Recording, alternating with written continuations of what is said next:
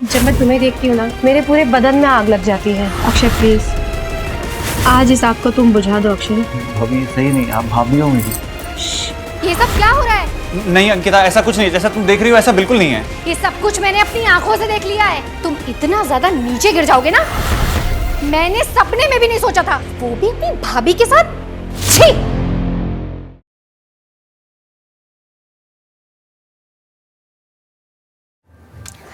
नमस्कार, मैं हूं रानी चैटर्जी। मैं फिर आ गई हूं एक बार क्राइम चक्र के एक नए एपिसोड में एक नई कहानी के साथ। शरीर की भूख को मिटाने के लिए कभी कभी इंसान इतना गिर जाता है कि अपनी सीमाएं भी भूल जाता है, और ऐसे ही जन्म होता है जुर्म का। दोस्तों, अगर आप अपनी इच्छाओं पर नियंत्रण नहीं कर पाते तो यही इच्छा है आपके लिए जहर का काम करती है। एक ऐसा जहर जो आपकी जिंदगी को धीरे धीरे खत्म कर देता है। और ऐसा ही कुछ हुआ दीपाली के साथ। दीपाली की शादी एक अच्छे घर में हुई थी, लेकिन उसका पति देश से बाहर नौकरी करता था, जिसकी वजह से उसका 6 महीने में कभी एक बार घर आना होता था।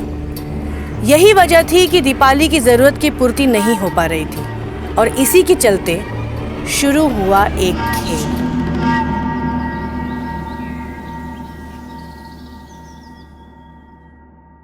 अक्षय, अक्षय बेटा, 11 बज गए। उठ। हॉस्टल में भी क्या 11 बजे तक सोया रहता था? हाँ, तू अब घर आ गया है, हॉस्टल में नहीं है। अब जल्दी उठना सीख। और हाँ, नहा धो के तैयार हो जा और मुझे मार्केट ले चल। मम्मी खुद चले जाओ ना यार। अरे 2 साल से अकेले ही तो जाया करती हूँ।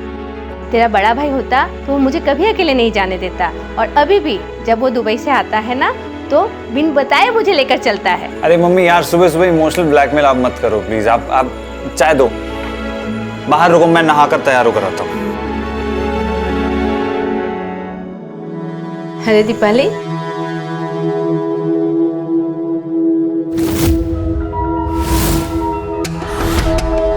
ये चाय किसके लिए लेकर आई है? माँ जी, ये चाय मैं अक्षय के लिए लाई हूँ। वो तो मैंने दे दिए। अच्छा ठीक है, एक काम कर, जल्दी से ना नाश्ता बना कर लिया, हम दोनों मार्केट जाने वाले हैं। ठीक है माँ जी। अरे दीपाली, आज तो तू बड़ा सुंदर लग रही है, मेरी बहू को किसी की नजर ना लगे। थैंक यू माँ जी। अक्षय, तू जल्दी से तैयार होकर नीचे आ जा बेटा। अरे आप जाएंगे नहीं तो मैं कैसे तैयार होऊंगा? अच्छा, हम दोनों जा रहे हैं, तू जल्दी से आ। ठीक है।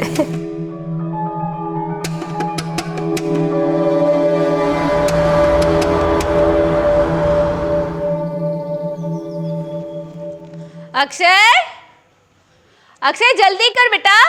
आ रहा हूँ।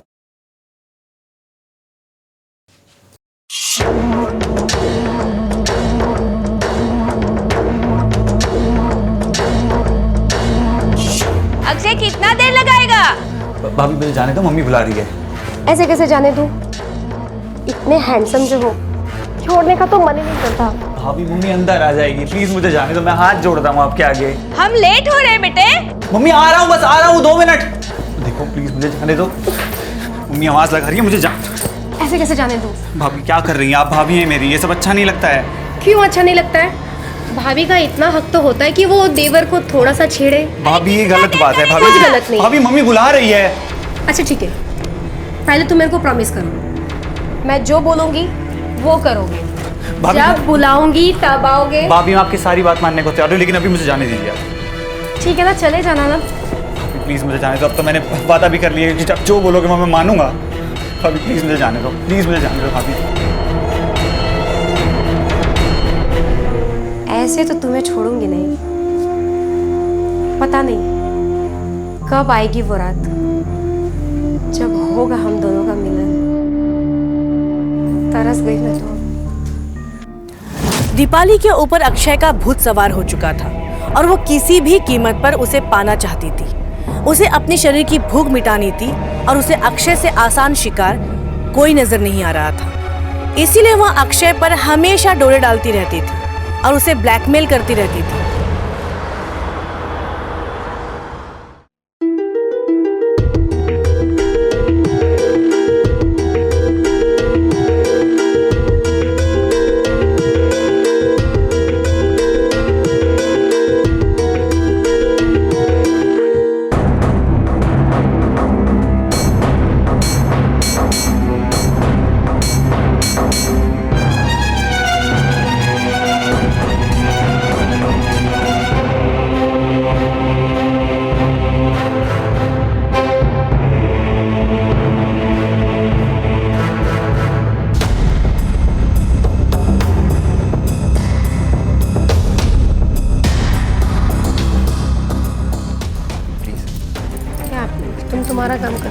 मैं मेरा कर रही हूँ।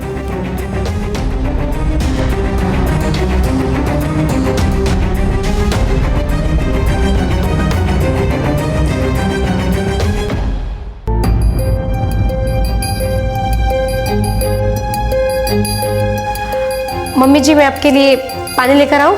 हाँ बेटा, एक गिलास पानी लिया, एक कप चाय भी लिया। जी माँ जी। अच्छा बेटा सुन, जी। वो मेरी सहेली बिमला है ना, उसकी बेटी अंकिता कुछ दिनों के लिए हमारे यहाँ आ रही है। बिमला को अचानक गांव जाना पड़ रहा है, तो हमारे यहाँ कुछ दिन रहेगी। तो वो गेस्ट रूम है ना, उसको ठीक कर दे। जी माँ जी। कितनी खुशी की बात है ना, अंकिता कितने दिनों बाद हमारे यहाँ पे आ रही है। कितने टाइम बाद हम दोनों वापस से फिर से ढेर सारी बातें करेंगे ना, बहुत मजा आएगा। हाँ हाँ कर लेना, लेकिन उससे पहले तू गेस्ट रूम तो तैयार कर दे। जी माँ जी। और अक्षय बेटा, उसकी थोड़ी ना पढ़ाई में मदद कर देना, बहुत ज़रूरी एग्ज़ाम होने वाला है उसका। ठीक है माँ, कर दूंगा। ठीक है, मैं ना बिमला से कह देती हूँ कि जाते समय वो उसे यहाँ छोड़ जाएगी। जी माँ जी।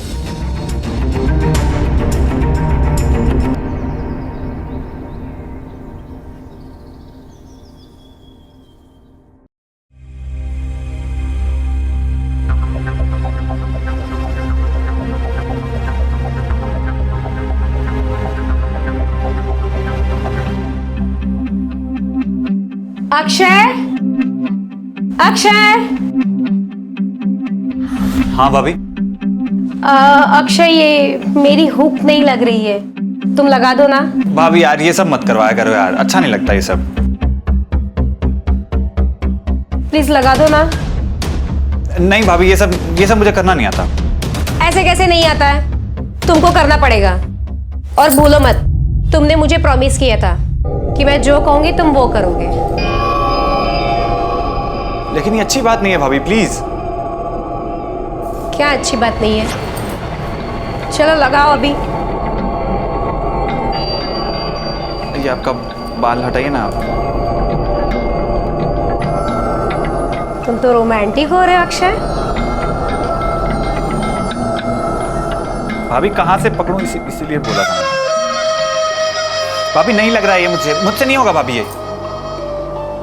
तुमसे एक हुक लगानी नहीं आती है तो फिर तुम प्यार कैसे करोगे अक्षय?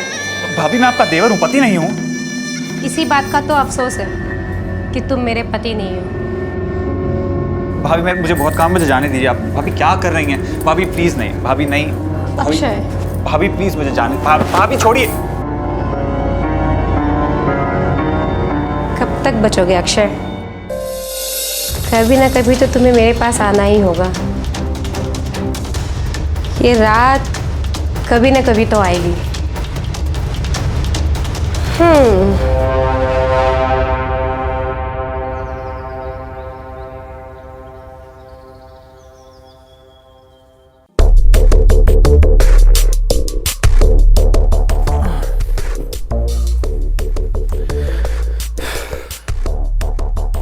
माँ, एक गिलास पानी लाना।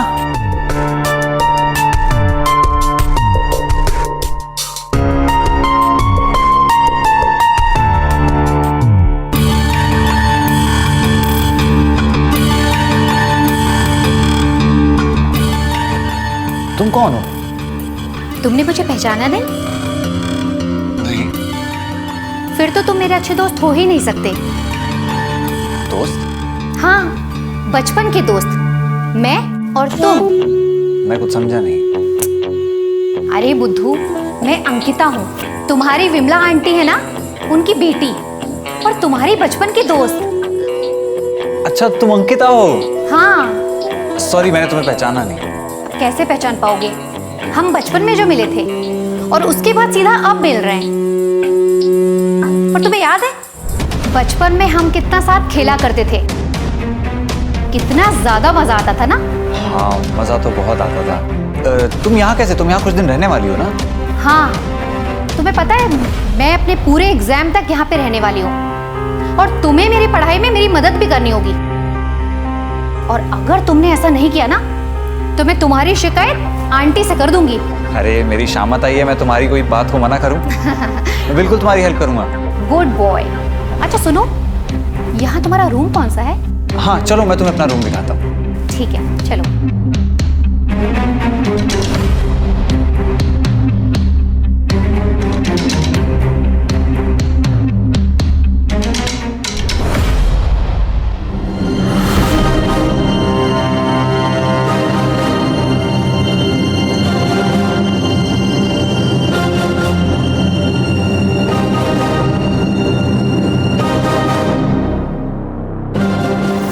दीपाली हवस में इतनी अंधी हो गई थी कि उसे देवर भाभी का रिश्ता भी नजर नहीं आ रहा था और वो सारी हदें पार कर जाना चाहती थी। लेकिन कहानी में ट्विस्ट तब आया जब अक्षय की जिंदगी में एक और लड़की आ गई, जिस बात से दीपाली पूरी तरह जल गई।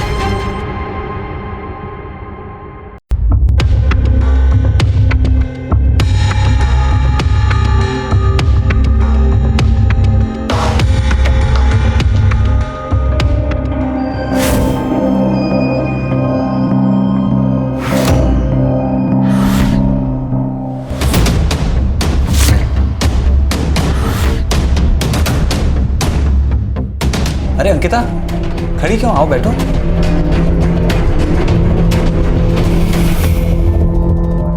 अक्षय सुनो ना, मेरा ना बायोलॉजी का एग्जाम है और तुम्हें पता है मेरी कुछ भी तैयारी नहीं है। क्या तुम मेरी हेल्प करोगे? हाँ हाँ बिल्कुल, दिखाओ, बताओ कौन सा चैप्टर है? अच्छा, सिट्रिक एसिड साइकिल, हाँ पढ़ा है मैंने ये। तो बताओ ना। ये वाले मेन पॉइंट जो थे यहाँ पर, ठीक है। अंकिता ये क्या कर रही हो? यहाँ ध्यान दो। हाँ ध्यान है ना मेरा। इधर ध्यान दो। हाँ। अंकिता ये क्या कर रही हो? यहाँ ध्यान दो ना। अंकिता क्या कर रही हो तुम? ठीक से बैठो।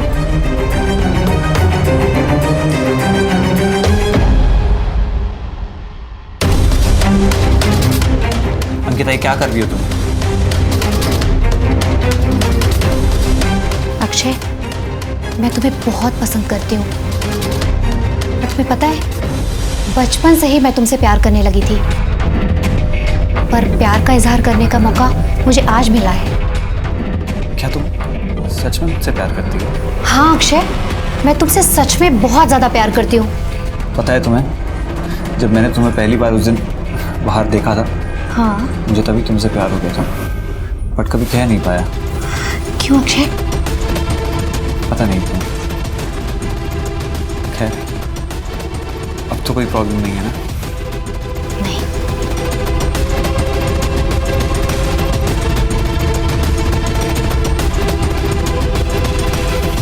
Ankita, I love you so much. Akshay,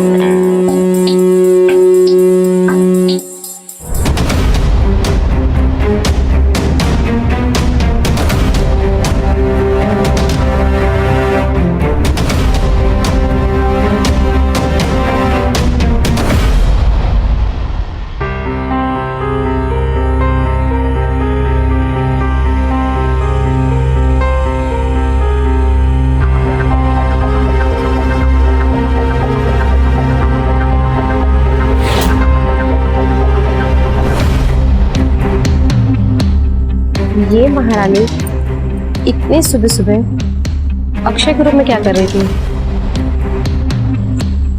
इसका मतलब इन दोनों के बीच में कोई ना कोई तो खिचड़ी पक रही है। पता करना होगा।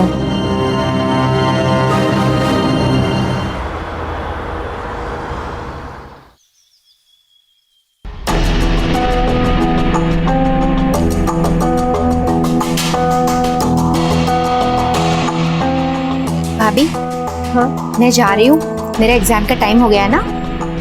Bye. All the best. Thank you. इसकी चाल कुछ पतली पतली सी लग रही है। एक काम करती हूँ, माजरा पता करके आती हूँ।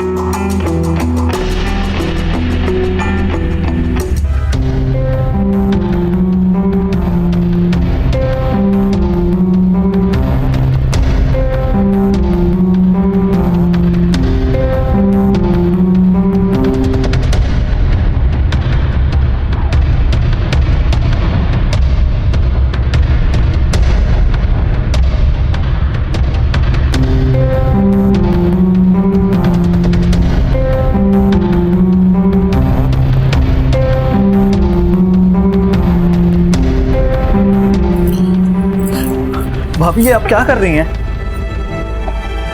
भाभी क्या कर रही हैं आप? आज मैं तुम्हें नहीं छोड़ूंगी अक्षय। आज मैं तुम्हें अपना बना कर रहूंगी। भाभी ये सही नहीं है। सही और गलत के बारे में हमेशा मैं ही क्यों सोचूं अक्षय? तुम भी तो सोचो, तुम्हारे भैया कब के गए हैं, मेरी भी तो कुछ जरूरतें हैं ना। और सच कहूं, जब मैं तुम्हें देखती हूँ ना, मेरे पूरे बदन में आग लग जाती है। अक्षय प्लीज, आज इस आग को तुम बुझा दो अक्षय। भाभी ये सही नहीं, आप भाभी हो मेरी। तो क्या हुआ? भाभी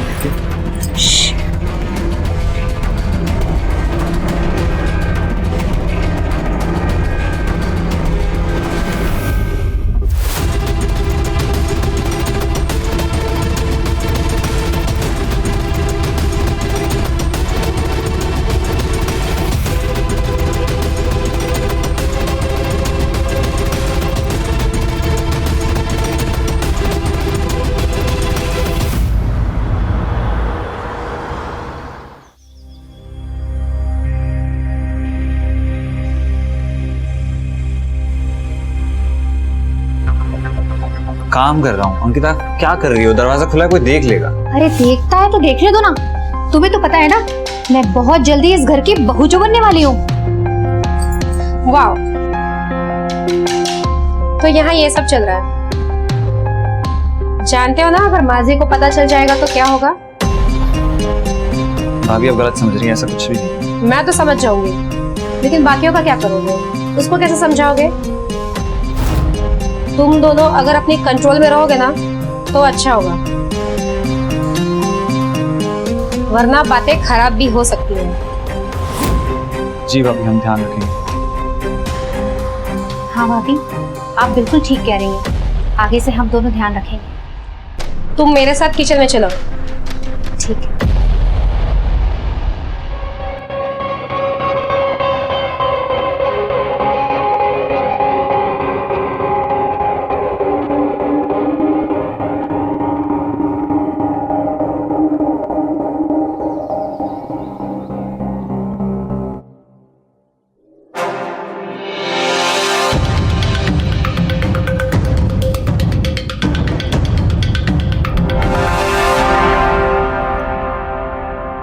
तुम यहाँ अकेले बैठकर क्या कर रहे हो?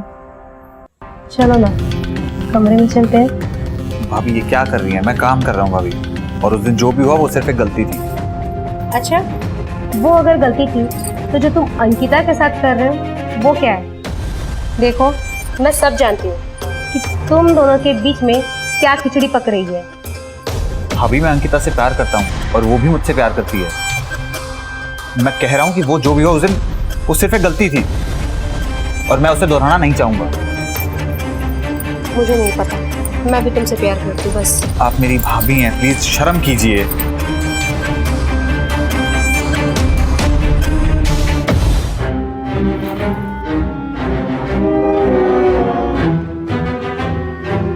भाभी कसम से। भाभी आप। अक्षय, ये सब क्या हो रहा है? तुम मुझे धोखा दे रहे हो? नहीं अंकिता, ऐसा कुछ नहीं, जैसा तुम देख रही हो ऐसा बिल्कुल नहीं है। अच्छा, ये सब कुछ मैंने अपनी आंखों से देख लिया है। तुम इतना ज्यादा नीचे गिर जाओगे ना, मैंने सपने में भी नहीं सोचा था। वो भी अपनी भाभी के साथ। छी! मैंने तुमसे प्यार करके ना बहुत बड़ी गलती कर दी है। आज से तुम्हारा मेरा अक्षय कोई रिश्ता नहीं है। मेरी बात समझने की कोशिश कर, जैसा तुम्हें दिखाई दे रहा है वैसा बिल्कुल नहीं है। मैं पूरी बात तुम्हें समझा सकता हूँ, मेरी बात सुनो। मैं सिर्फ तुमसे प्यार करता हूँ अंकिता, प्लीज। छोड़ो मेरा हाथ, मुझे कुछ नहीं सुनना। मुझे तुमसे कोई रिश्ता नहीं रखना। मुझे भूल से भी ना फोन मत करना, ठीक है अक्षय?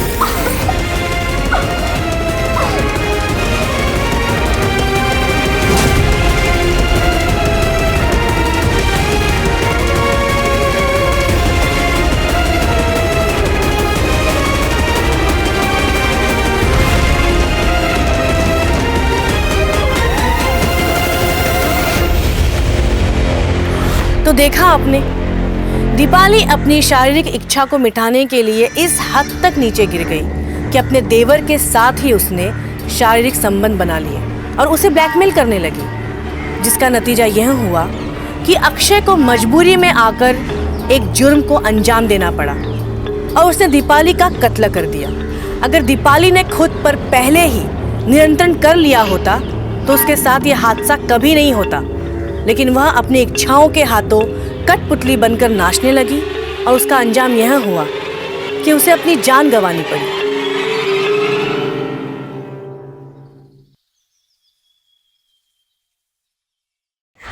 बहू, दीपाली, ए बेटा उठ ना। अक्षय!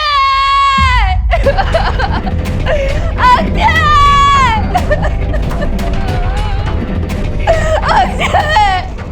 देख तेरी भाभी को क्या हो गया। दीपाली, अंकिता, तूने ये किया ना? हाँ, क्या बिगाड़ा था मेरी बहू ने? क्यों मारा दीपाली को तूने? मुझे फोन करके उसने सारी बात बता दी। तेरा और अक्षय का चक्कर चल रहा था।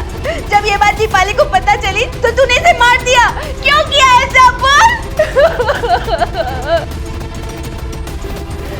माँ, अंकिता ने कुछ नहीं किया।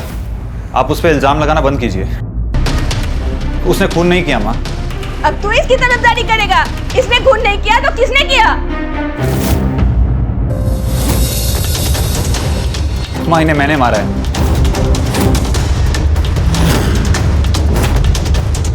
मैं बहुत परेशान हो गया था। मेरे रूम में आकर मुझे जगह जगह हाथ लगाया करती थी। मुझे कुछ समझ नहीं आया और जब इन्हें पता लगा कि मैं अंकिता से बहुत प्यार करता हूं तो वो ये बात बर्दाश्त नहीं कर पाई और वो बोलती थी कि वो मुझसे प्यार करती हैं। भैया को तलाक देकर मुझसे शादी करना चाहती थी। माँ, मुझे माफ कर दो, मुझे कुछ समझ नहीं आया। ये मुझे ब्लैकमेल करती थी, गंदी गंदी चीजें करने को बोलती थी। माँ, मुझे माफ कर दो, मुझे इन्हें मारना ही पड़ा।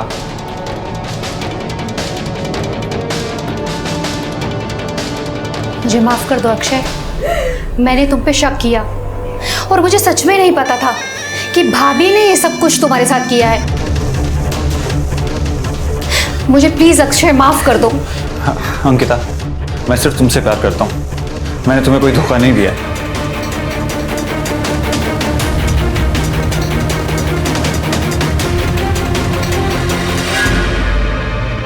दोस्तों, हमेशा याद रखिए, हमारी इच्छाएं हमारे नियंत्रण में होना चाहिए, ना कि हम हमारी इच्छाओं के नियंत्रण में। और जब ऐसा होता है कि हमारी इच्छाएं हमारे ऊपर हावी हो जाती हैं तो इसी तरह के हादसे और घटनाएं होने लगती हैं। इस तरह के जुर्म होने से बचने के लिए बहुत ज़रूरी है कि हम अपने इमोशंस और नीड्स पर कंट्रोल करना सीखें। मिलते हैं अगली कहानी में, तब तक सतर्क रहिए, सुरक्षित रहिए। जय हिंद।